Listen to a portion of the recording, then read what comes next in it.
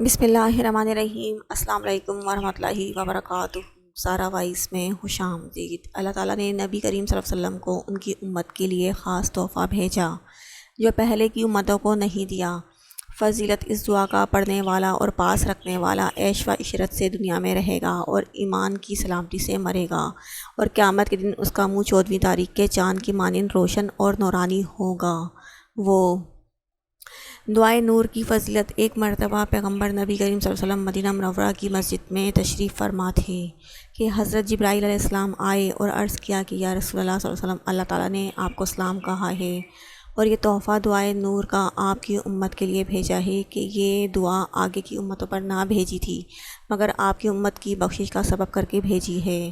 اس دعا کا پڑھنے والا اور پاس رکھنے والا عیش و عشرت سے دنیا میں رہے گا اور ایمان کی سلامتی سے مرے گا، اور قیامت کے دن اس کا منہ 14ویں تاریخ کے چاند کی مانند روشن اور نورانی ہوگا۔